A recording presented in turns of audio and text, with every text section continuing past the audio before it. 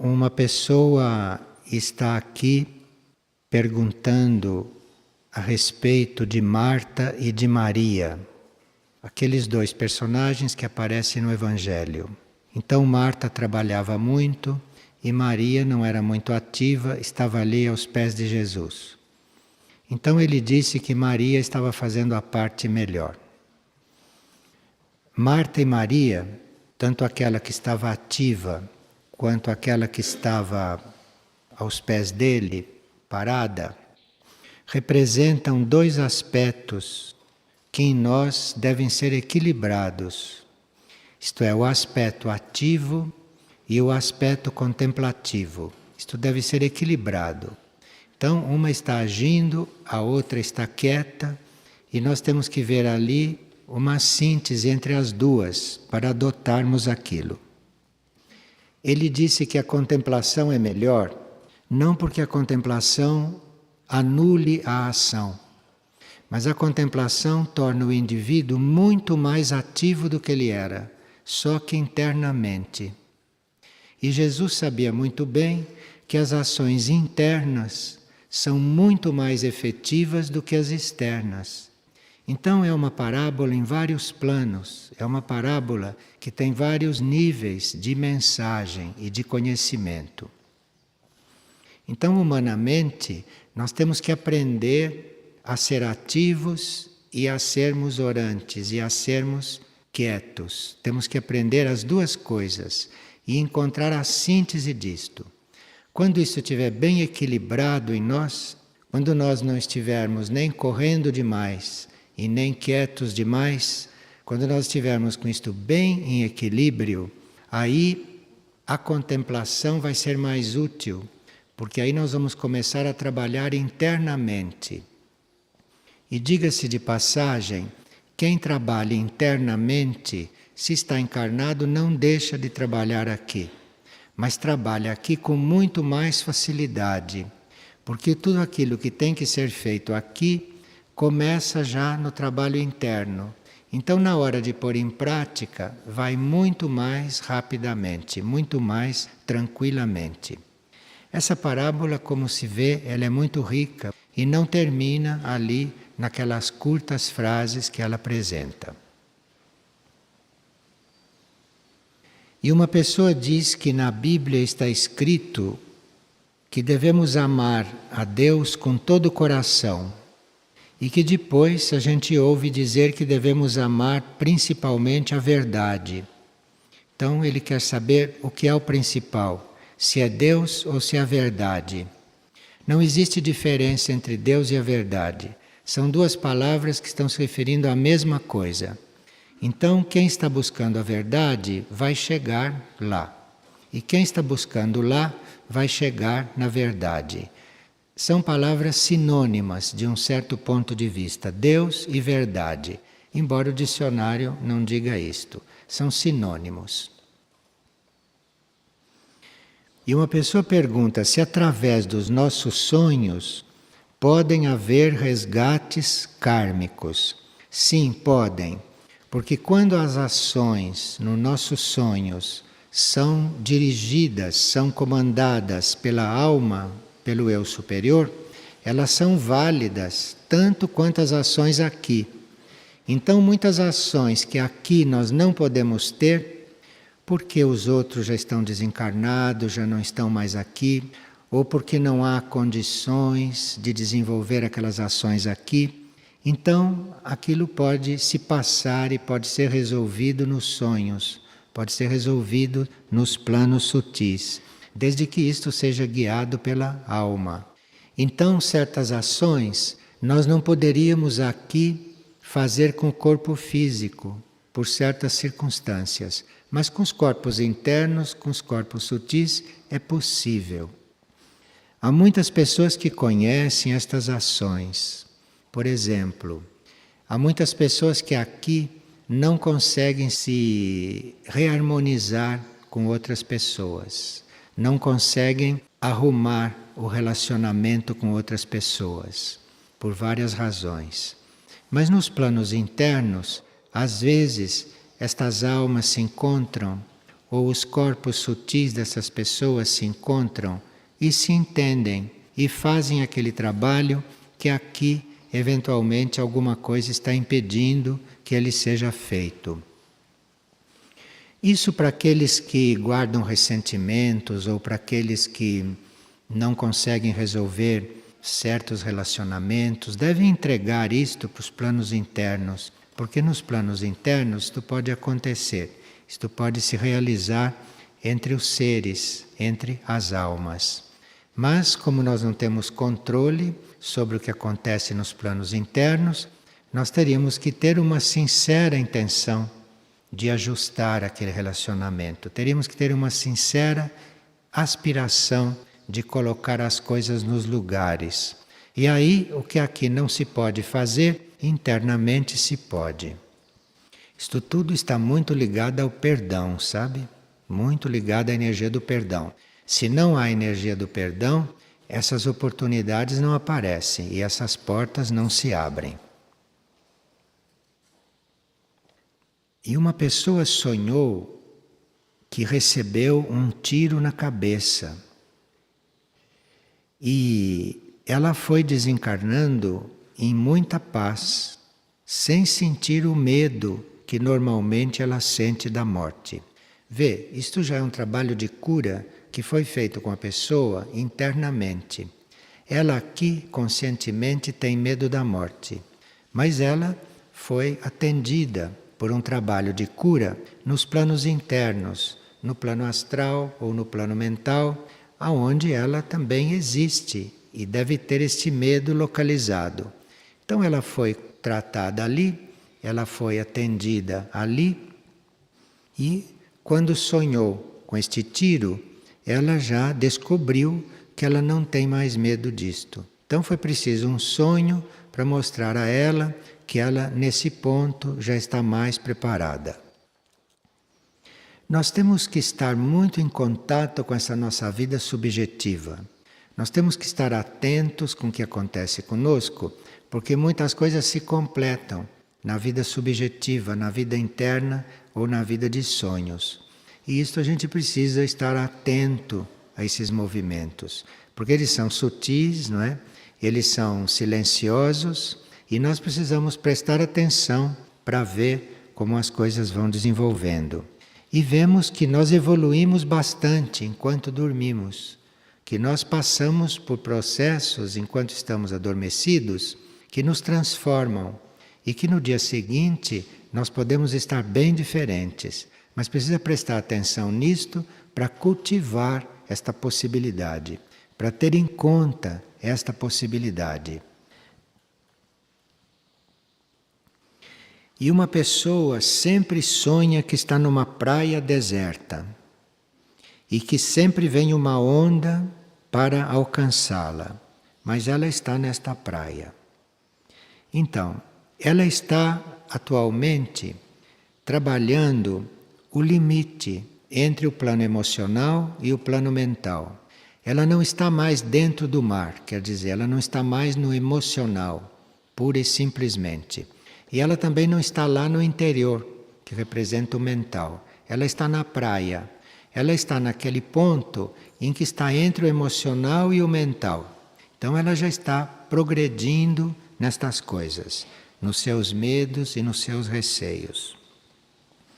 Então, como já está caminhando na praia, ela vê que as grandes ondas não alcançam mais. Então agora ela teria que trabalhar, se esforçar um pouco para sair desta praia, não em direção ao mar, mas sair desta praia em direção ao interior, isto é, ao plano mental.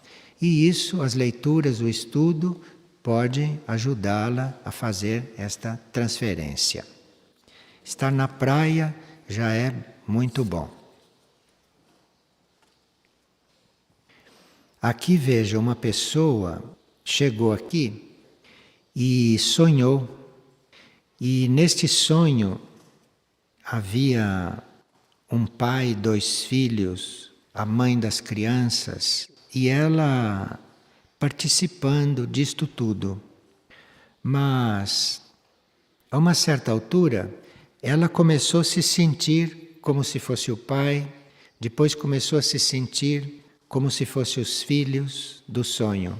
E depois ela começou a se sentir como se fosse a mãe que estava acompanhando aquilo. Então, essa pessoa chegou aqui e participou do sonho de alguém.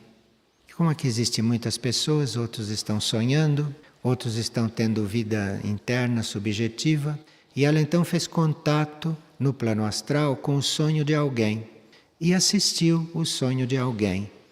Por isso que ela viu que não tinha muito a ver com estas coisas, mas sonhou muito claramente.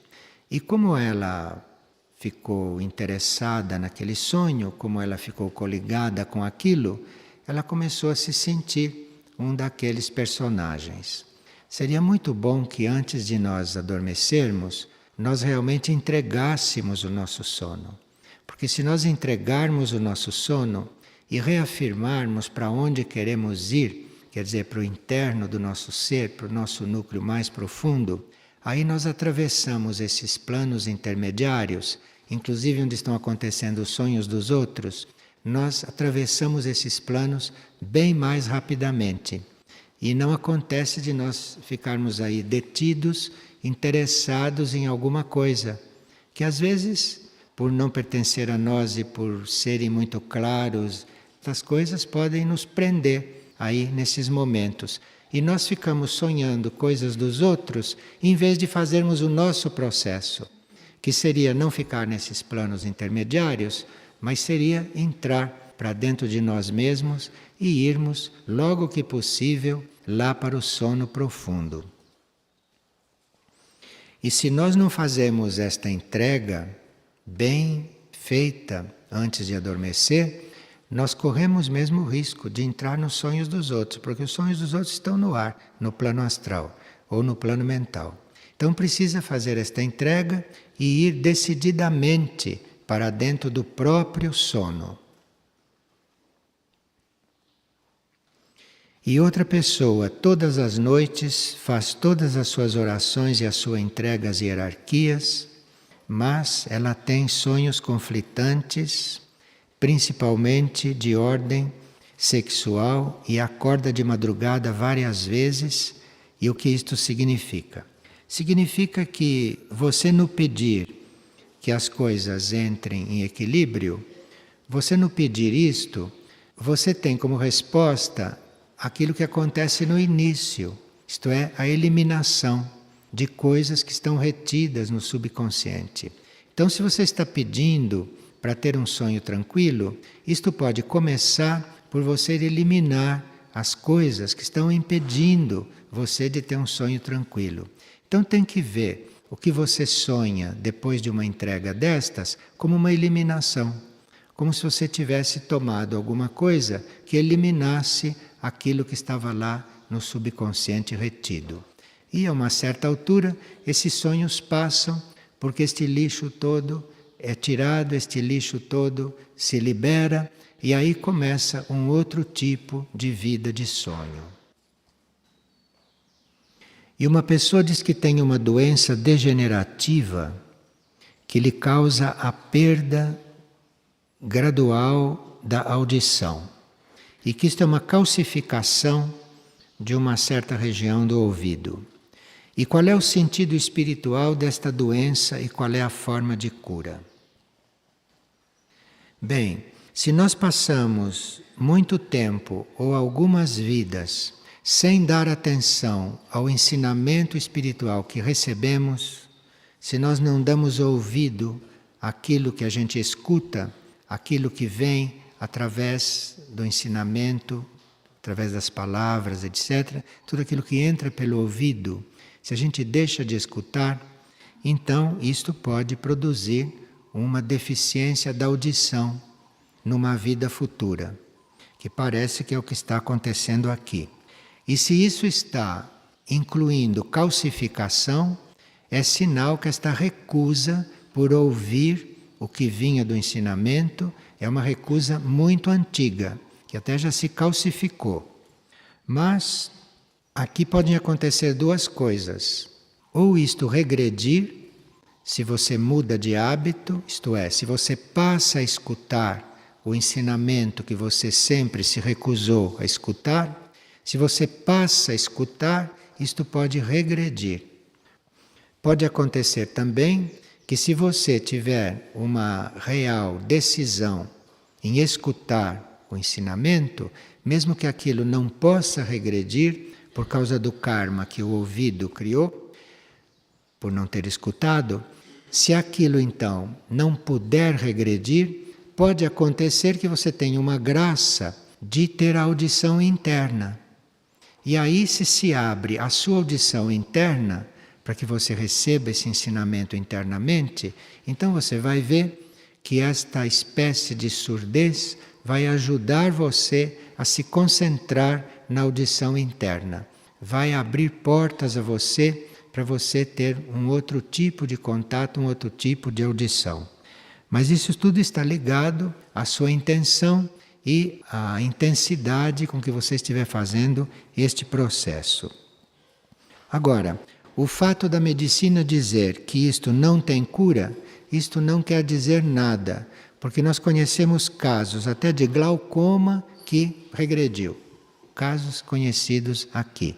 De forma que isto tudo é bom deixar entregue ao plano espiritual e nós fazemos as transformações que tivemos de fazer. E uma pessoa diz que frequenta o trabalho há mais ou menos 5 anos e até agora ela não conseguiu deixar de comer frango nem peixe e não conseguiu deixar de beber cervejas e vinhos e não conseguiu deixar de assistir novelas na TV.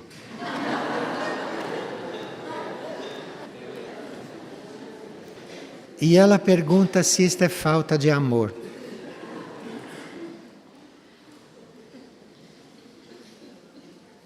Isto é falta de hábito de fazer esses controles.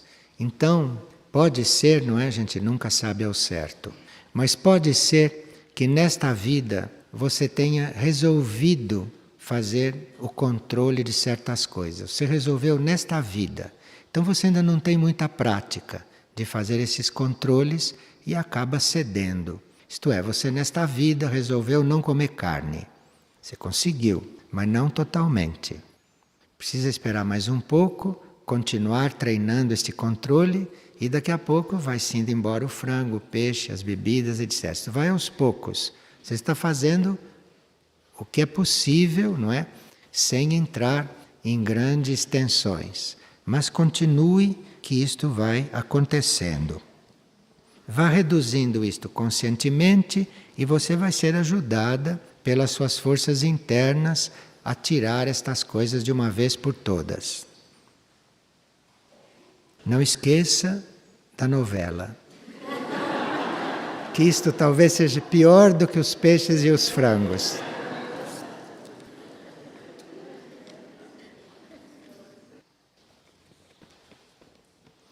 E uma pessoa foi ter um atendimento na casa da Praxis e deixou lá fora os seus sapatos. E quando ela voltou do atendimento, ela não encontrou mais.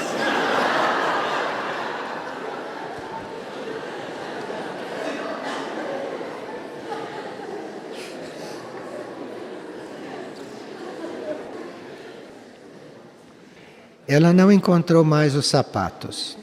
Não estavam mais lá. Ela pergunta: será que alguém os levou inadvertidamente? Isto é secundário. Isto é secundário. Porque se alguém levou inadvertidamente ou qualquer outra coisa tiver acontecido, isto não importa. Não importa o que aconteceu. Importa o símbolo disto. Importa o símbolo. Porque os sapatos, eles representam o nosso caminhar humano. O nosso caminhar humano sobre esta terra. Então, se eu deixo um par de sapatos fora da porta e vou fazer um procedimento, é sinal que naquele procedimento aconteceram profundos movimentos em mim. Então, o meu antigo modo de caminhar não serve mais para mim, porque não condiz mais com aquilo que está acontecendo dentro de mim. Então, simbolicamente, o sapato desapareceu. Agora, se alguém o levou inadvertidamente, foi a força desse símbolo que inspirou aquela pessoa a levá-lo para você compreender fisicamente, materialmente, que o seu caminhar humano não deve ser mais este, que tem que ser trocado. E como não deixaram nenhum outro sapato no lugar, quer dizer que é para rever mesmo tudo, inclusive se deve continuar caminhando tão humanamente. Se não é melhor começar a caminhar descalço. Então vocês veem que uma pessoa distraída foi usada para você entender isto. Foi levada a levar embora o seu sapato. Agradeça a ela. E uma pessoa pergunta se quando nós eliminamos ratos, baratas e mosquitos, se nós estamos gerando karma negativo. Olha, os ratos não estavam no plano evolutivo, nunca estiveram, e surgiram quando a matéria começou a se decompor aqui, por questões que também não eram muito naturais. As baratas surgiram quando o homem começou a pensar. O pensamento do homem era tão sujo que criou no plano mental as baratas.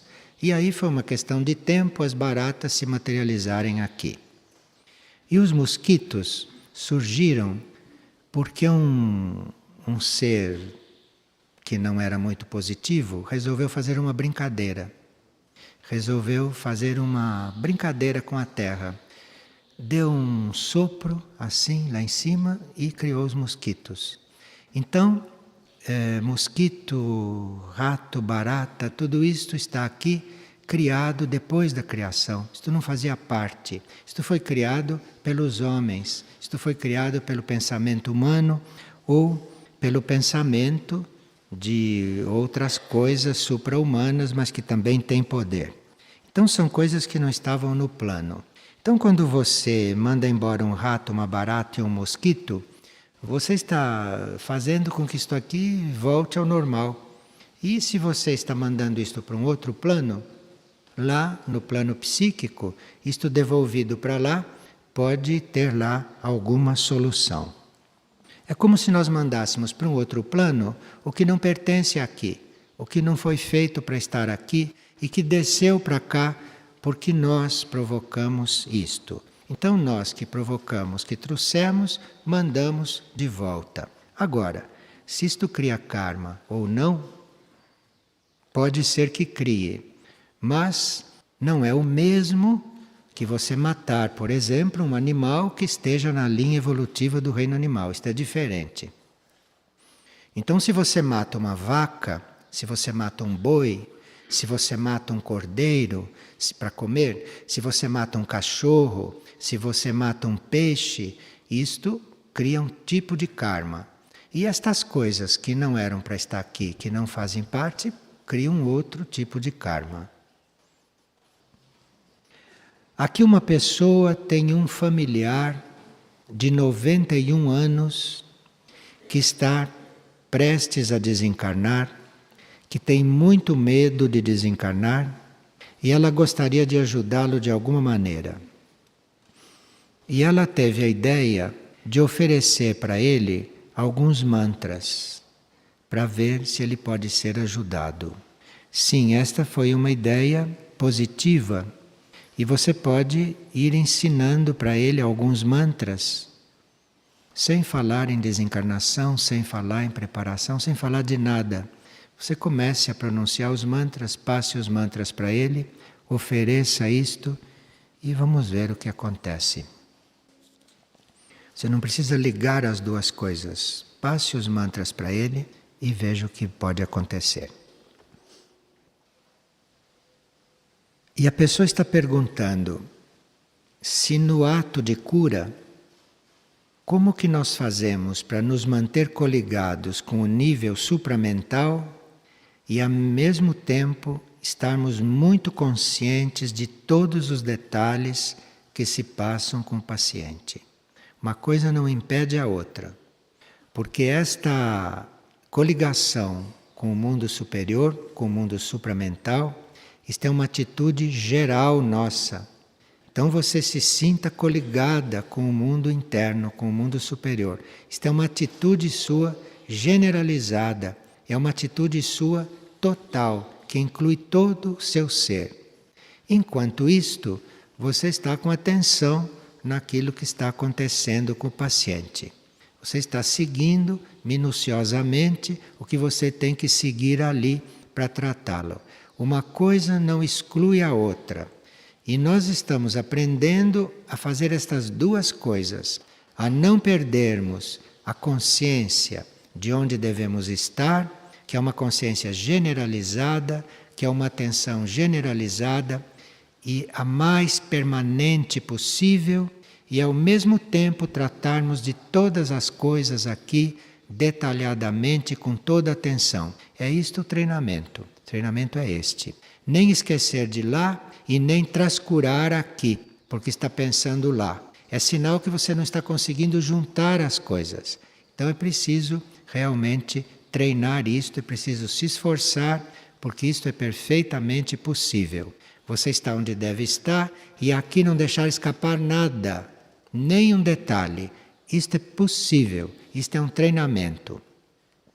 Aqueles que têm terceiro raio na personalidade ou na mente, fazem isto com mais facilidade. Mas mesmo quem não tem terceiro raio na mente e não tem terceiro raio na personalidade, consegue fazer isto. Faz isto de outra maneira, mais suavemente, mas consegue. Todos conseguem, porque nós dispomos de todos os raios. Isto é a energia do terceiro raio. Quem quiser trabalhar então esta atenção, leia sobre o terceiro raio, lá na energia dos raios em nossa vida. E você vai ver que com aquele raio, aquela energia que está disponível, é um dos raios da humanidade. Então, esse terceiro raio, ele permite, ele ajuda você a não esquecer do essencial e te ajuda a cuidar detalhadamente, atentamente, materialmente de todos os detalhes aqui. Isto é obra do terceiro raio em nós. Se você o invocar, isto vai acontecer. Porque o terceiro raio não quer outra coisa, senão que isto aconteça. Precisa que a gente se abra para isto. Precisa que a gente decida isto e aspire a ser atento desta forma. Então, por que quando estamos fazendo a busca interna com mais intensidade, nós sentimos algo freando e impedindo cada vez mais forte também? Então, isso é o desafio das forças contrárias em nós.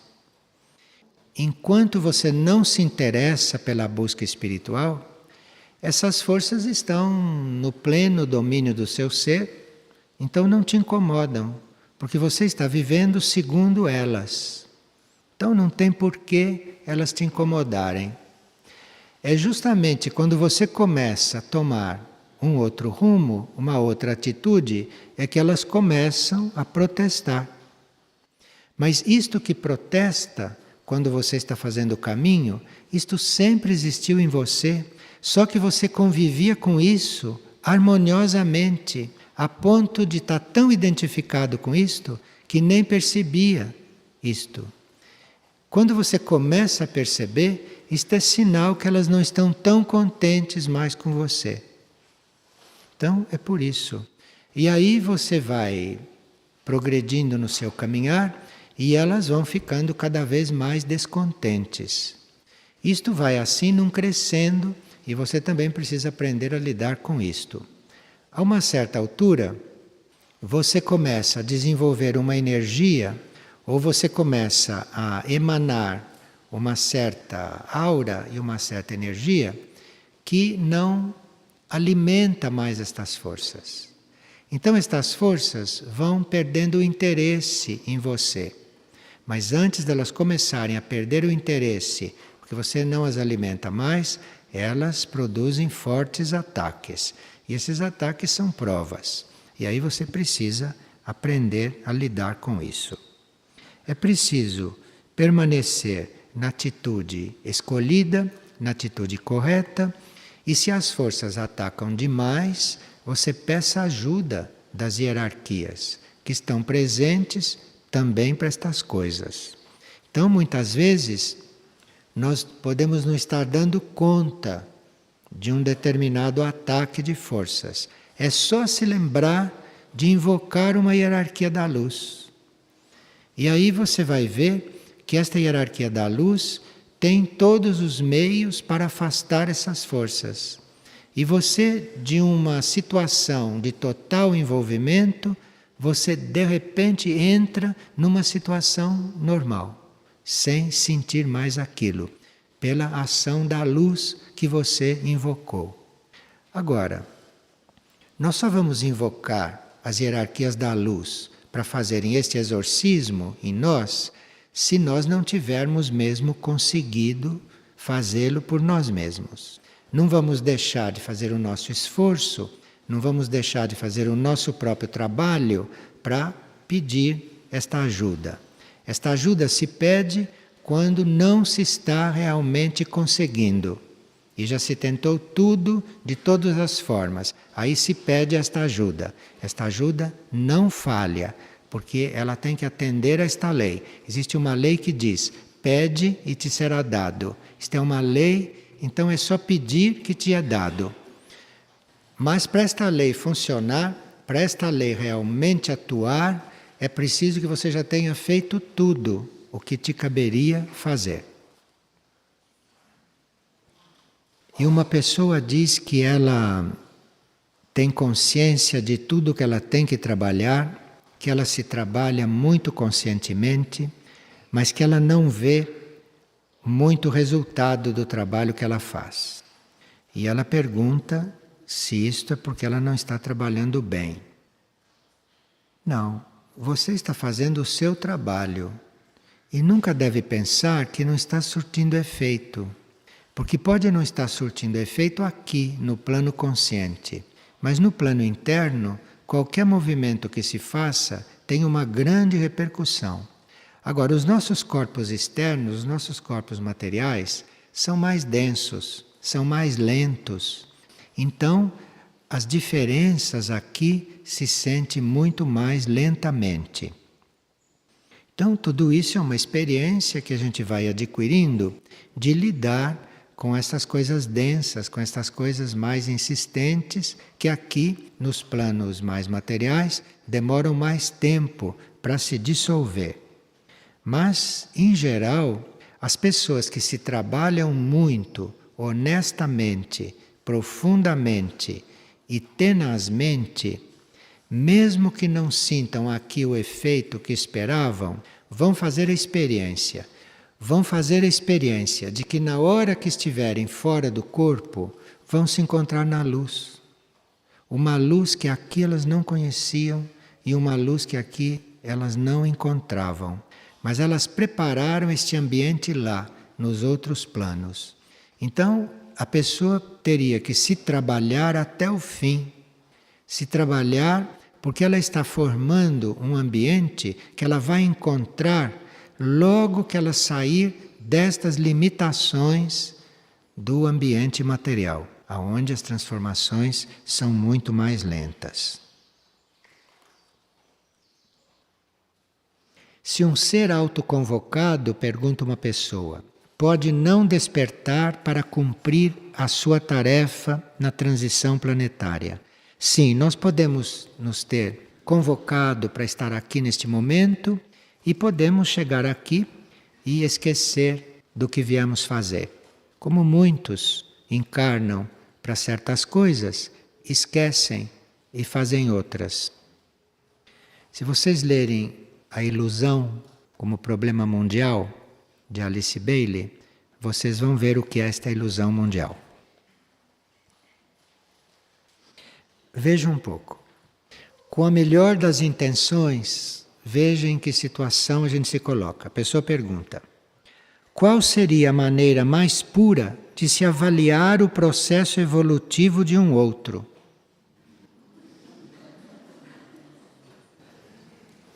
Você querer avaliar o processo evolutivo de um outro você não saber fazer silêncio diante do processo de um outro, silêncio interno.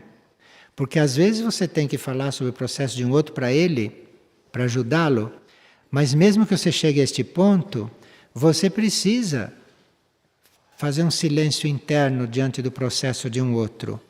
Você lidando com o processo de um outro, você está tentando servir ao outro. Se você acha que está avaliando alguma coisa, você está num caminho bem desencaminhado. Porque nós não temos possibilidade de avaliar ninguém, nem processo de ninguém. No plano consciente, no plano mental, você não tem possibilidade de avaliar coisa alguma. Você fala o mínimo necessário para ajudar a esclarecer uma coisa, mas isto sem a mínima intenção de avaliar processo nenhum, porque não temos este alcance. Então existe uma lei que diz não julgar. E nós precisamos refletir sobre esta lei.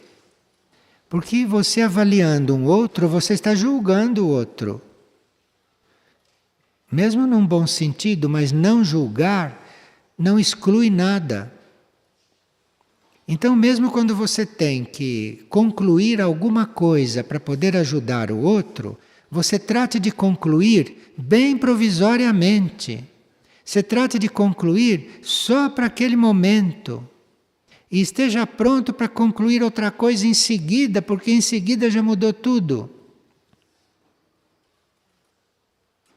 E como nós fazemos para manifestar a verdadeira beleza? Bem, se nós observarmos a natureza, se nós respeitarmos a natureza, se nós tivermos a natureza como algo muito perfeito e que também está se aperfeiçoando, enfim, se nós formos irmãos da natureza, nós começamos a compreender a beleza. Ou então começamos a compreender e a sentir a beleza à medida que invocamos a nossa alma. Na nossa alma, há beleza. Na alma dos seres, há beleza. Mas aí, para você ver esta beleza, você precisa estar bem próximo desta alma. Agora, na falta de ver a beleza da alma, que talvez não se possa ver por enquanto, olhe para a natureza, que é o que de mais belo existe ao nosso alcance.